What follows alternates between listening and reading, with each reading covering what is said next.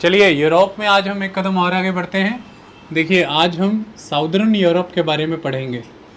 हमने northern Europe cover किया, जिसके तहत हमने नॉर्डिक कंट्रीज़ के बारे में पढ़ा। नॉर्डिक कंट्रीज़ जैसे कि फिनलैंड, स्वीडन, नॉर्वे, आइसलैंड, उधर ग्रीनलैंड, नीचे डेनमार्क, ये हमने नॉर्डिक कंट्रीज़ के अंदर पढ़ा। वैसे तो एस्टोनिया, लाटविया, लिथुआनिया भी उनकी उत्तरी परिस्थिति होने के कारण नॉर्दर्न यूरोपियन कंट्रीज़ कहलाती हैं, बट अब समस्या ये आ जाती है कि पॉलिटिकली वो पार्ट रही हैं ईस्टर्न यूरोप का। हम उन्हें ईस्टर्न यूरोप के अंडर ही कवर करेंगे। नॉर्दर्न कंट्रीज़ के तहत हमने ये सीखा कि इकोनॉमिक इंटीग्रेशन की कोशिश है मेनलैंड यूरोप के साथ और पूरे वर्ल्ड के साथ इकोनॉमिकली इंटीग्रेट होने के लिए, चाहे वो ट्रांसपोर्ट एंड कम्युनिकेशन के वाया कनेक्टिविटी को बढ़ाना हो, चाहे इंफॉर्मेशन टेक्नोलॉजी के वाया मल्टीनेशनल कंपनीज़ को प्रमोट करना हो। इसकी कोशिश की गई, लेकिन फिर भी अपना डिस्टिंक्टिव कल्चर कस्टम मैनर बचा करके रखा गया है। खान पीन से लेकर के उनके अच्छे कैरेक्टर, लीस्ट करप्ट कंट्रीज़, उनका एक दूसरे पर और अपनी सरकारी संस्थाओं पर ट्रस्ट हमने डिटेल में डिस्कस किया। डेमोक्रेटिक इंस्टीट्यूशंस को प्रमोट करना, फ्री स्पीच को प्रमोट करना, इंडिविजुअल के राइट्स को इंटैक्ट रखना, ये उनकी आइडियोलॉजी रही है। हमने समझा था कि वो मेनलैंड यूरोप से क्यों अलग था ऐतिहासिक रूप में। जिस समय में पूरा यूरोप सर्फडम से ग्रसित था, उस समय में नॉर्दर्न यूरोप इन चीज़ों से मुक्त रहा। उसकी इसी आइसोलेशन ने जहाँ उसे एक डिस्टिंक्ट कल्चर दिया, जहाँ उसे इस रूप में, जिस रूप में आज वो है, चाहे वो हैप्पीनेस इंडेक्स की बात हो, चाहे वो करप्शन इंडेक्स की बात हो, हर चीज़ में अव्वल है। करप्शन में बिल्कुल शून्य नज़र आएगा, हैप्पीनेस में सबसे टॉप पर नज़र आएगा। ये कल्चर डेवलप करने में मदद की उसी आइसोलेशनिज़म ने और डिफरेंट हिस्टोरिकल पाथ ने। आज हम उससे बिल्कुल अलग क्षेत्र का अनुभव करने जा रहे हैं, ये साउदर्न यूरोप है। जब हम साउदर्न यूरोप की बात करते हैं तो हमें यहाँ पर टोटल 3 पेनिनसुलास को ऑब्जर्व करना है। ये तीन पेनिनसुलास कौन से हैं, ध्यान से आप देख लीजिए।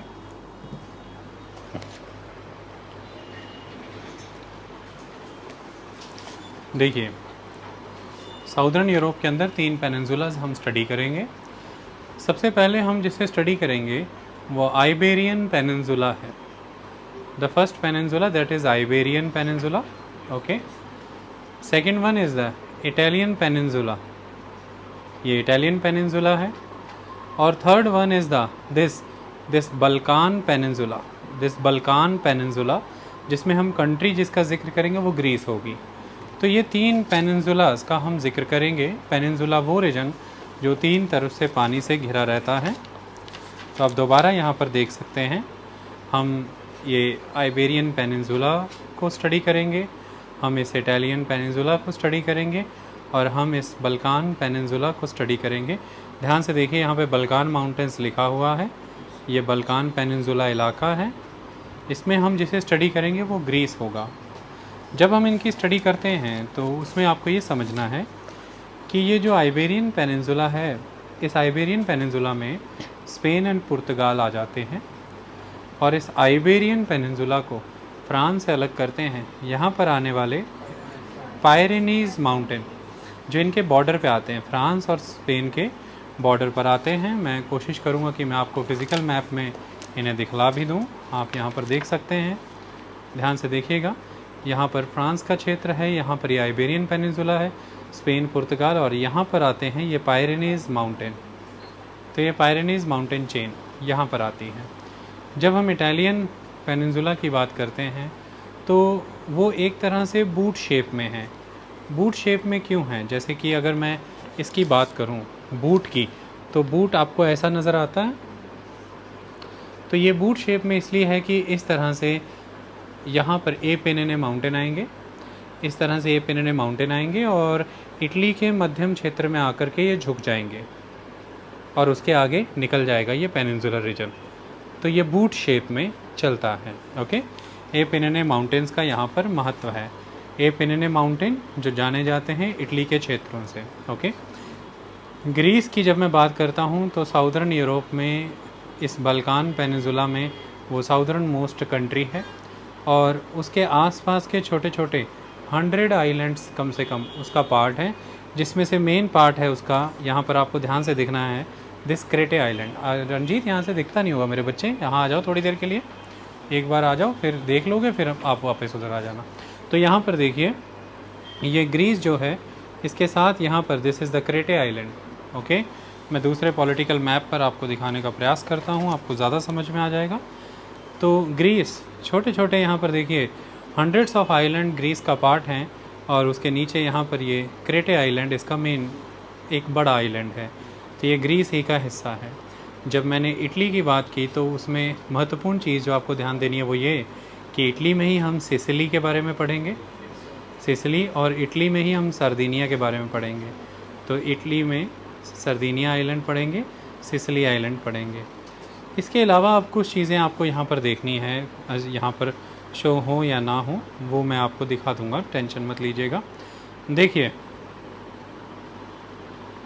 छोटे मैप्स पर अगर हम जाते तो हमें दिख जाता, छोटी छोटी कुछ कंट्रीज़ हैं। हाँ, ये यहाँ पर दिखता है, देखिए ये तो बड़ी कंट्रीज़ हमने देखी, पुर्तगाल, स्पेन, इटली, ग्रीस, लेकिन इनके अलावा कुछ मिनी स्टेट्स भी हैं, वो भी अपने आप में इंडिपेंडेंट कंट्रीज़ हैं, जैसे कि माल्टा एक इंडिपेंडेंट कंट्री है। ओके, जैसे फ्रांस और स्पेन के बीच यहाँ आने वाली एक कंट्री, एक प्रिंसिपैलिटी है, उसका नाम है एंडोरा। बाकी भी मैं आपको दिखा देता हूँ, मैप के ऊपर ही देखेंगे तो आपको समझ में आएगा कि उनका क्षेत्र क्या है।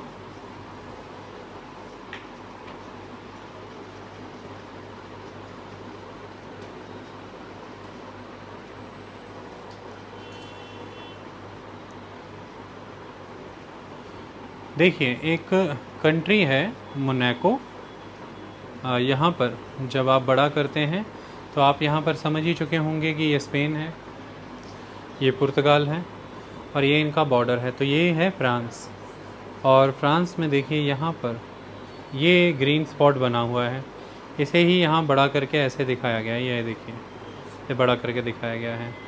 तो ये जो फ्रांस का रिवेरा कोस्ट है, इस रिवेरा कोस्ट पर आने वाली एक कंट्री है, that is Monaco, it is Monaco. और ये फ्रांस और स्पेन के बीच में यहाँ पर कंट्री आती है, दैट इज़ अंडोरा, वो अंडोरा प्रिंसिपैलिटी है, ये मोनाको है। इसके अलावा ये कंट्री बहुत महत्वपूर्ण है,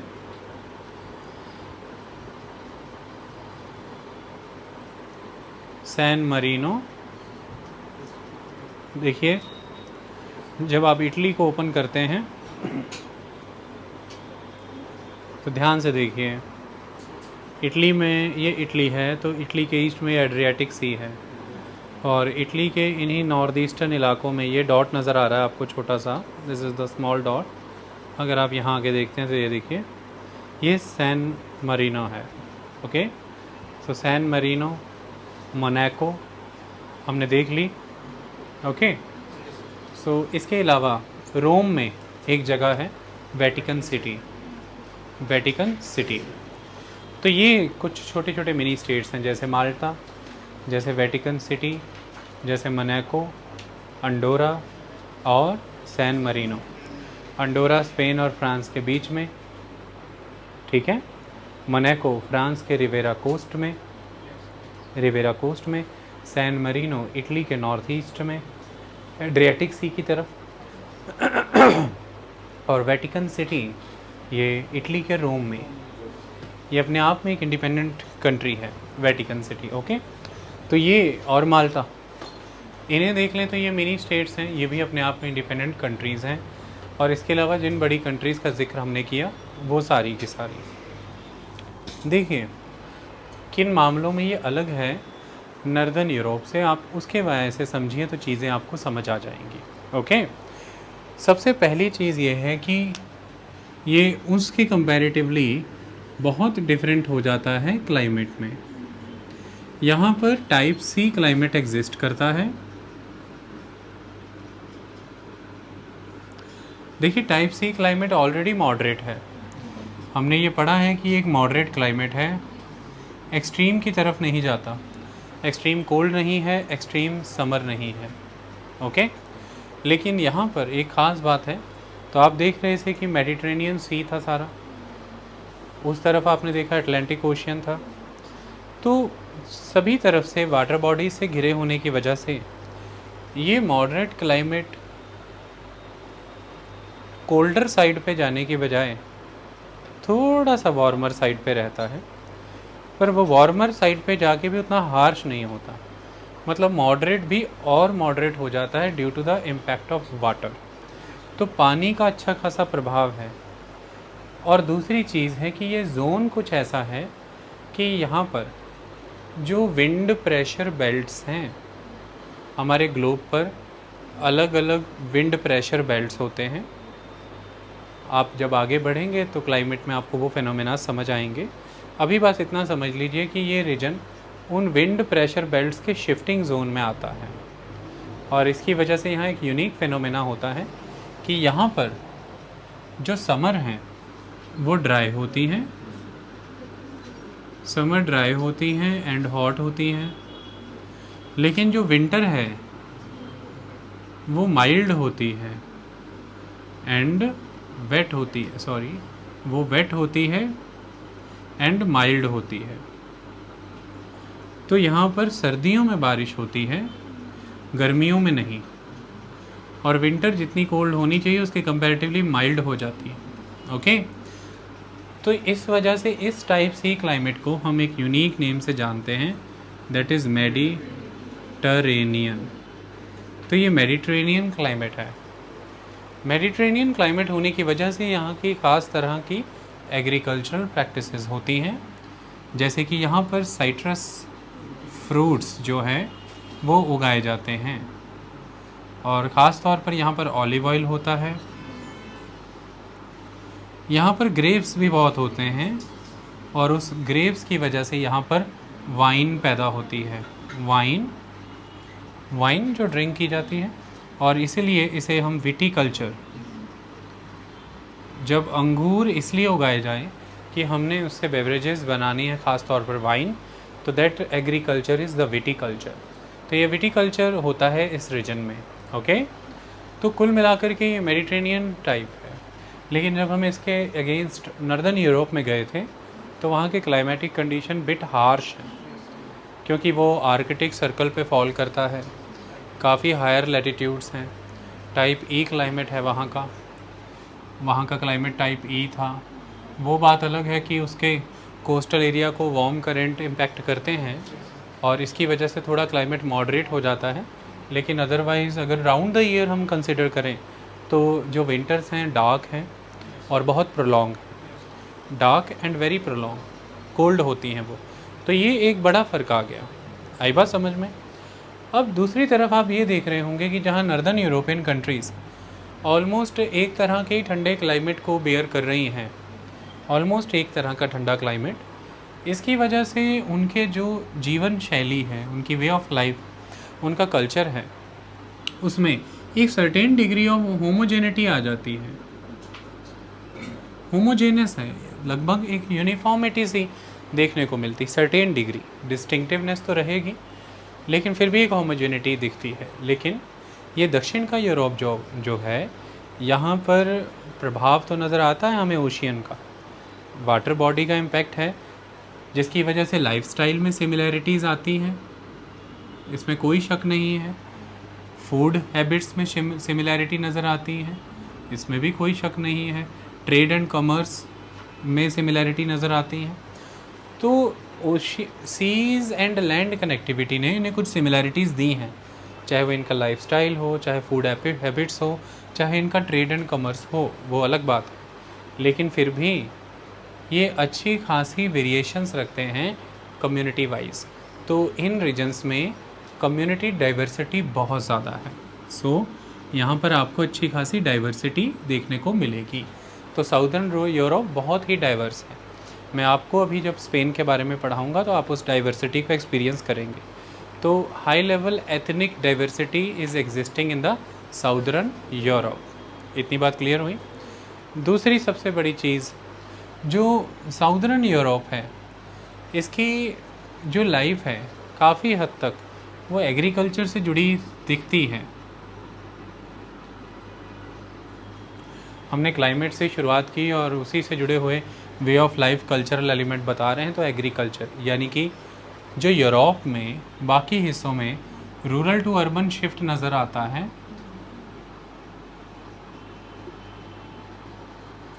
वो उस तरह से इस साउदर्न यूरोप में नज़र नहीं आता है। वो रूरल टू अर्बन शिफ्ट यहाँ साउदर्न यूरोप में नज़र नहीं आता है। जैसे यहाँ पर अगर आप बात कर दें पुर्तगाल की, तो अभी भी 50% पॉपुलेशन रूरल है पुर्तगाल में। इसके अलावा आप स्पेन की बात करें एंड ग्रीस की बात करें, 60% पॉपुलेशन आज भी रूरल है। तो पुर्तगाल में 50% लोग रूरल हैं, स्पेन में ग्रीस में 60% लोग रूरल हैं। तो रूरल टू अर्बन शिफ्ट वैसा नज़र नहीं आता जैसा बाकी यूरोप में नज़र आता है।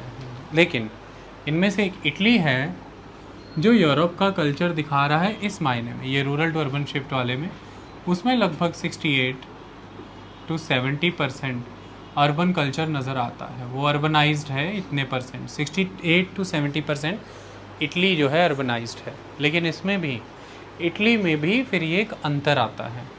इटली को भी आप पूरा ऐसा नहीं मान सकते हैं कि वो एक जैसा अर्बनाइज्ड है और उसका प्रोग्रेस भी एक जैसा है। इटली में एक वर्ड फेमस है, that is Ancona line. That concept is famous. ध्यान से देखिए, यहाँ से देखिए ये जो इटली है,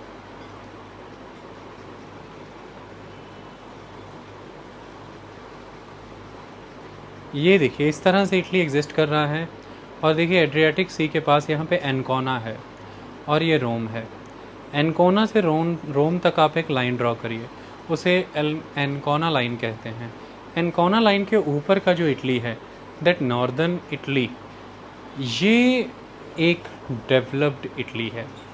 it is a developed Italy. लेकिन एनकोना लाइन के नीचे का जो इटली है वो एग्रेरियन इटली है, वो एग्रीकल्चर प्रधान इटली है। और वहाँ पर आपको कुछ शहर ऐसे मिलेंगे जो हेरिटेज एंड कल्चर वाइज बड़े इंपॉर्टेंट है, जैसे नेपल्स। लेकिन ये नीचे एग्रीकल्चर और उत्तर के इटली में इंडस्ट्री। जैसे उदाहरण के तौर पर यहाँ पर अगर आप जाएं तो मिलान, तुरिन और जेनेवा, ये पर्टिकुलरली इटली का लोम्बार्डी इलाका है। ये इटली का लोम्बार्डी इलाका है।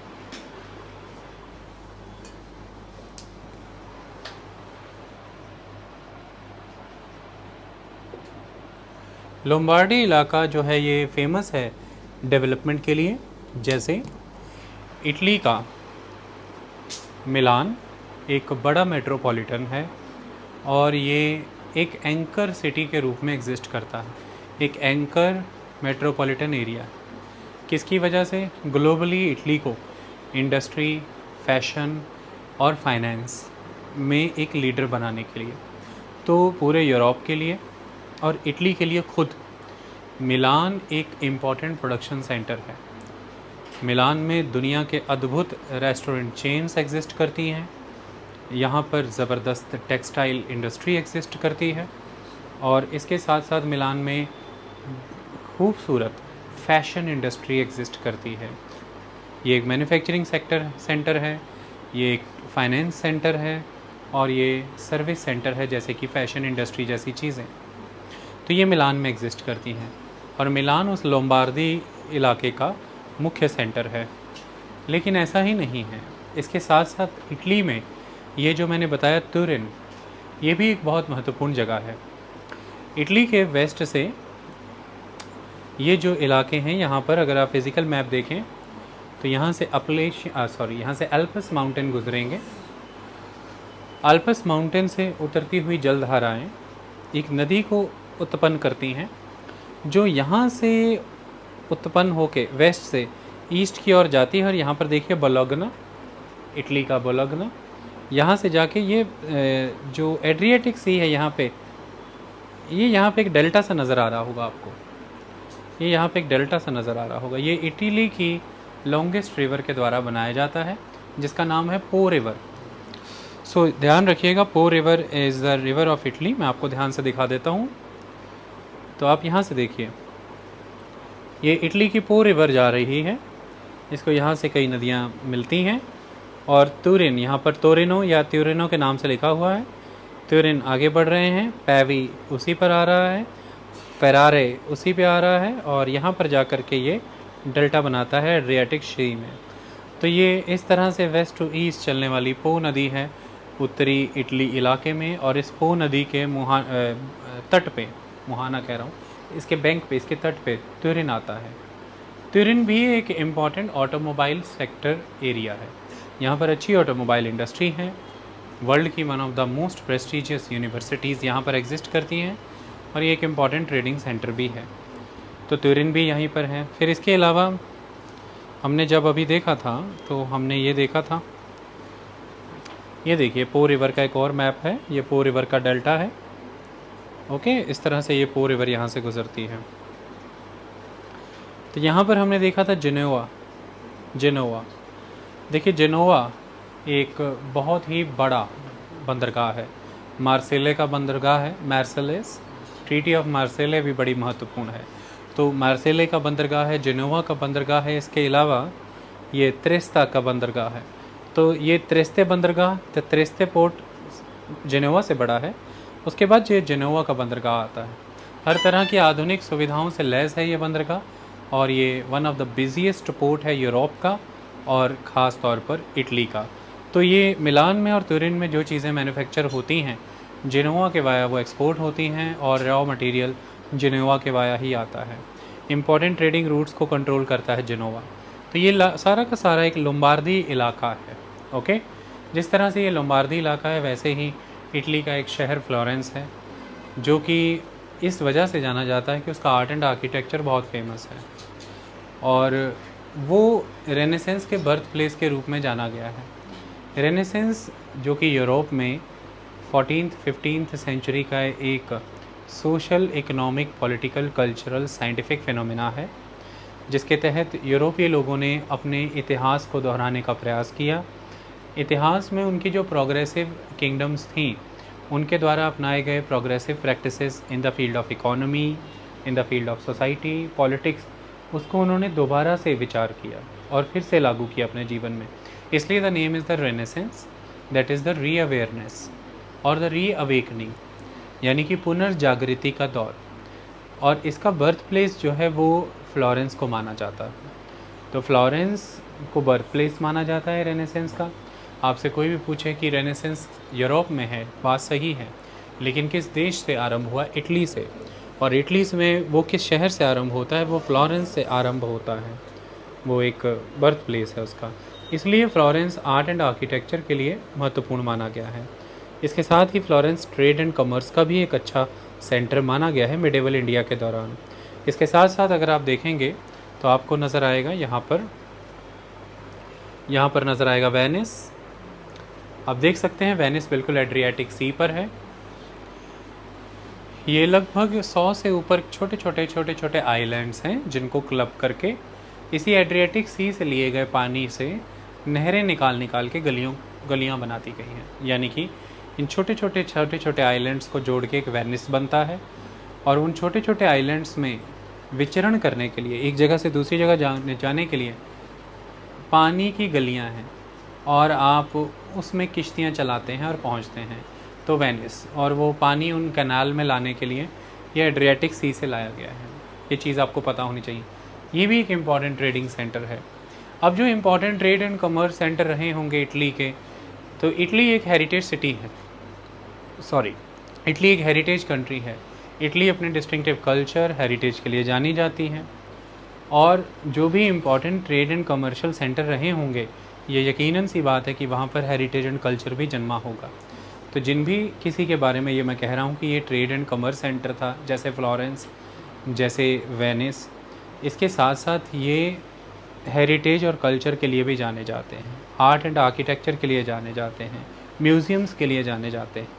और इटली की बहुत सारे शहर यूनेस्को की वर्ल्ड हेरिटेज साइट का हिस्सा हैं। वहाँ की वो पुरानी तंग गलियाँ, जिसमें सीधी सीधी इमारतें बनी हैं और गलियाँ हैं, कोई पेड़ पौधा नज़र नहीं आता आपको। सेंटर में टाइल्स लगी हुई हैं, दोनों तरफ फुटपाथ बना रहता है, और वो देगी लोहे के खंभों पर लाइटें लगी रहती हैं। ये निशानी है इटली की उन पुरानी गलियों की। काफ़ी हद तक यूरोपियन रेनेसेंस के समय का ये आर्किटेक्चर है, जिसे आज भी उसी रूप में रखा गया है। लोग इन्हीं को देखने जाते हैं, घूमने जाते हैं। ओके, इसके अलावा जब हम इटली में ही इस तरफ आ गए, देखिए जब हम इटली में ही इस तरफ आ गए तो रोम आ गया। रोम सबसे बड़ा शहर भी है और रोम राजधानी भी है। जनसंख्या वाइज देखा जाए तो कुछ ही ऐसे इलाके हैं इटली के जो 10 लाख से ऊपर जाते हैं, जैसे उनमें रोम आ जाता है, मिलान आ जाता है। ये 2 महत्वपूर्ण जगहें हैं। रोम महत्वपूर्ण है पॉलिटिकली, हिस्टोरिकली इटली के सेंटर के फॉर्म में। तो इटली का जो इतिहास रहा है, ख़ास तौर पर रोमन किंगडम का अगर जिक्र करें, उस रोमन किंगडम के एक्टिविटीज़ के केंद्र में रोम था। इसलिए आज अगर आप इटली की कल्चर को, उसकी हिस्ट्री को, उसके हेरिटेज को ट्रेस करेंगे, रोम की अपनी भूमिका निकल कर के आएगी, क्योंकि रोम केंद्र बिंदु रहा है। रोम इस वे में पूरी इटली से कनेक्ट होता है, पूरी इटली उसे अपने राजधानी के रूप में देखती है। रोम ऐसा नहीं है कि सिर्फ वो एक एडमिनिस्ट्रेटिव सेंटर है, इस वजह से वो एक राजधानी के रूप में उभरा, या सिर्फ ऐसा ही नहीं है कि वो समुद्र के किनारे है, व्यापार के लिए महत्वपूर्ण है। रोम हमेशा से ही रोमन साम्राज्य का केंद्र बना रहा। इसलिए जब भी यूरोप के लोग, ख़ासतौर इटली के लोग, अपनी जड़ों को पीछे तलाशने जाएंगे, उनको रोम ही मिलेगा। वो रोम को पढ़ेंगे, सीखेंगे, जानेंगे, और इसी कारण पूरे के पूरे किंगडम का नाम, पूरे के पूरे एम्पायर का नाम भी रोम पे पड़ा, तो रोमन एम्पायर। और आप उसी रोमन एम्पायर के द्वारा उपजे कल्चर को रोमन कल्चर कहते हैं, और वो रोम ही के नाम पर पड़ता है। तो रोम शहर इतना महत्वपूर्ण है कि वह एक रोमन कल्चर को नाम देता है, और वही रोमन कल्चर यूरोपियन रेनेसेंस का आधार बना। आपने जो यूरोपियन रेनेसेंस देखा, वो रोमन कल्चर को ही दोबारा से जीवित करके, नई ज़रूरतों के मुताबिक ढाल करके यूरोप को वापस से प्रोग्रेसिव पाथ पर लाने का एक प्रयास था। तो that was the importance of the Rome. Another aspect, Rome के अंदर आने वाली वो वेटिकन सिटी। वेटिकन सिटी अपने आप में एक कंट्री है, इंडिपेंडेंट है, और वो जगह है, प्लेस है एक बहुत इम्पॉर्टेंट पर्सन की, जिसे हम पॉप कहते हैं। पॉप जो कि हेड होते हैं रोमन कैथोलिक चर्चेज़ के। तो रोमन कैथोलिक चर्चेज़ के हेड पॉप हैं। पॉप का शहर वेटिकन सिटी है, और ये बिल्कुल रोम ही में है। वेटिकन सिटी की